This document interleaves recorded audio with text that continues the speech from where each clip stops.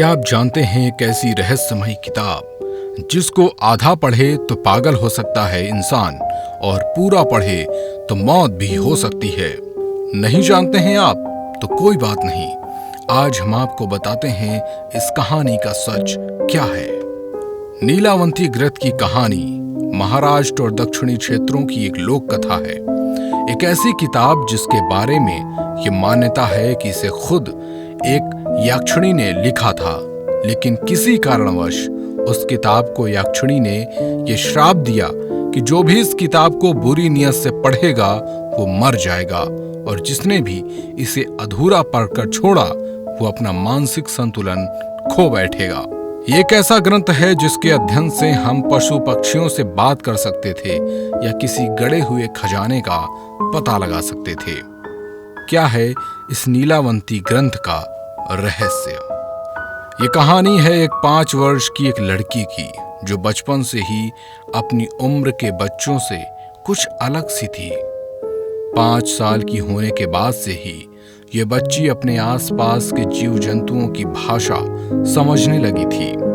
उसके आसपास मौजूद सांप, बिच्छू, नेवले उन्हें उन जगहों पर मौजूद गड़े खजाने के बारे में बताते थे जो किसी इंसान की नजरों से बहुत दूर थे।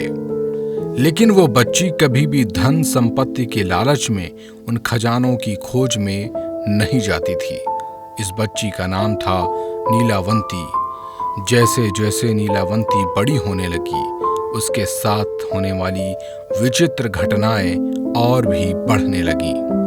अब उसे हर रात डरावने सपने आते थे जिनमें अलग अलग तरह के भूत प्रेत और आत्माएं उसमें बातें किया करती थी। वो उसे आने वाले भविष्य की जानकारी दिया करते थे।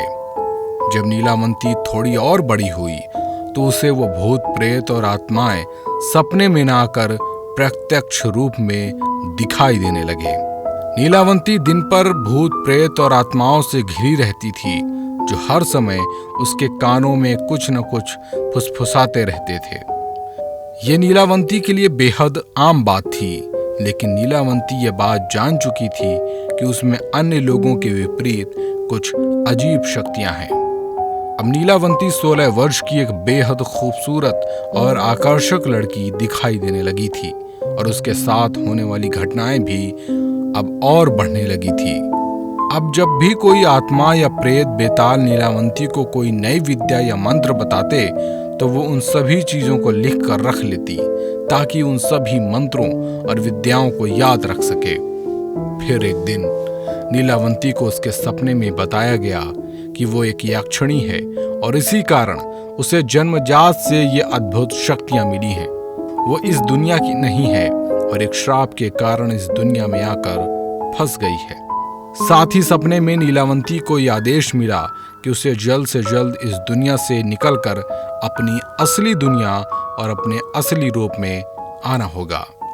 इस काम के लिए नीलावंती को वो उपाय भी बताए गए जिनसे वो इस दुनिया से अपनी असली दुनिया में जा सकती थी।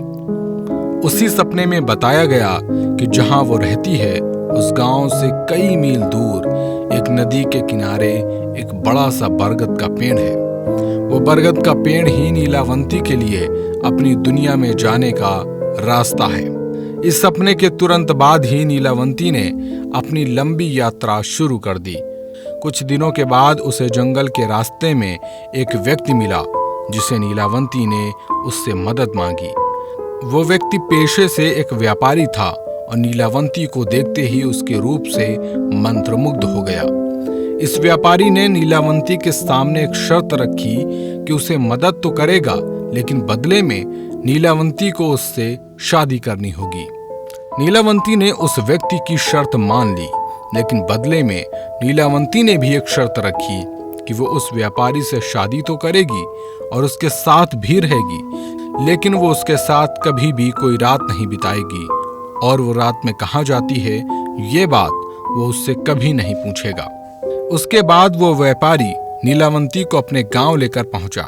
इस जगह से कुछ ही दूरी पर वो बरगद का पेड़ भी था जिसके बारे में नीलावंती को सपने में बताया गया था। अब नीलावंती उस व्यापारी के साथ उसके घर में रहने लगी, लेकिन वो रोज रात को घर से कहीं चली जाती थी।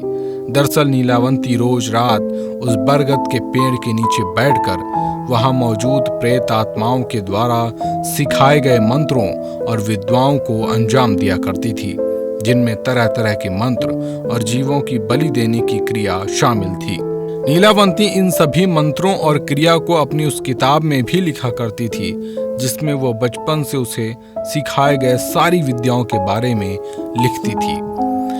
एक दिन नीलावंती को फिर एक दिव्य आवाज सुनाई दी कि आज रात नीलावंती को एक जानवर की बलि देनी होगी और उस पेड़ के पास की नदी में एक लाश मिलेगी, जिसकी कमर पर बंधे कपड़ों को गांठों में विशेष धागा मिलेगा जो कुछ गोपनीय मंत्रों से अभिमंत्रित होगा और उसकी मदद से नीलावंती आज असली यक्षिणी के रूप में आकार लेगी और अपनी दुनिया में जा सकेगी। नीलावंती उस रात अपनी दुनिया में जाने के लिए पूरी तरह से तैयार थी और रात में अंधेरा होते ही हमेशा की तरह नीलावंती उस पेड़ की तरफ जाने लगी।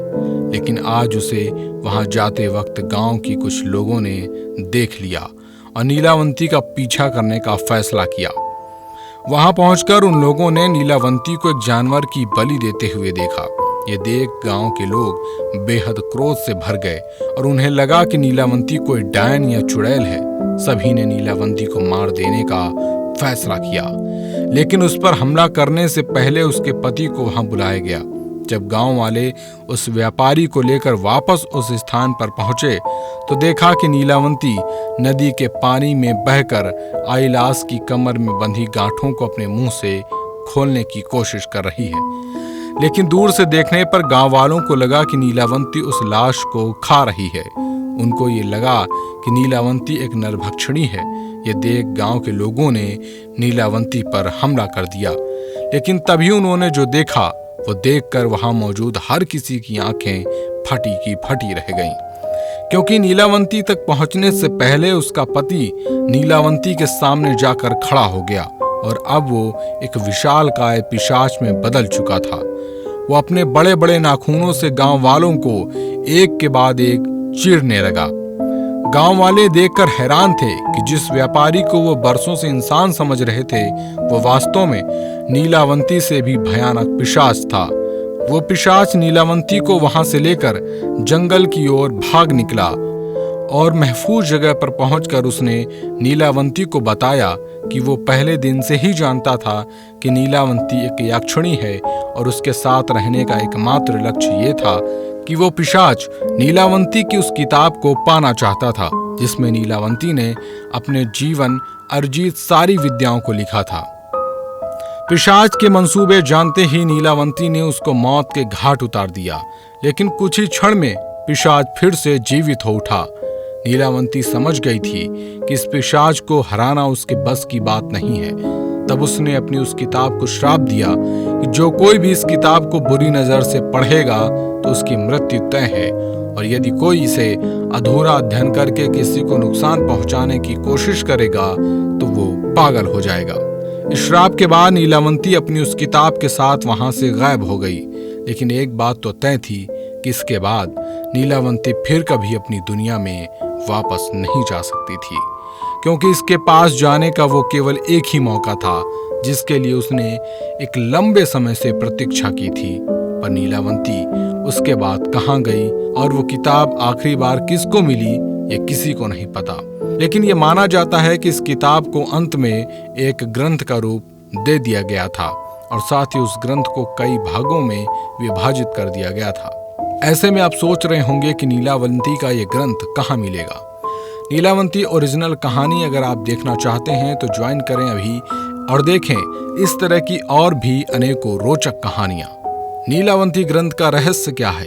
एक ऐसी किताब थी जिसके बारे में मान्यता है कि इसे खुद यक्षिणी ने लिखा था, लेकिन किसी कारणवश उस किताब को यक्षिणी ने यह श्राप दिया कि जो भी इस किताब को बुरी नीयत से पढ़ेगा वो मर जाएगा, और जिसने भी इसे अधूरा पढ़कर छोड़ा वो अपना मानसिक संतुलन खो बैठेगा। नीलावंती ग्रंथ एक यक्षिणी ने लिखा था जिसमें उसने अपने बचपन से लेकर जवानी तक जो भी मंत्र और विद्याएं सीखी थी वो सब उसमें लिखी थी। एक ऐसा ग्रंथ था जिसके अध्ययन से हम पशु पक्षियों से बात कर सकते थे या किसी गड़े हुए खजाने का पता लगा सकते थे।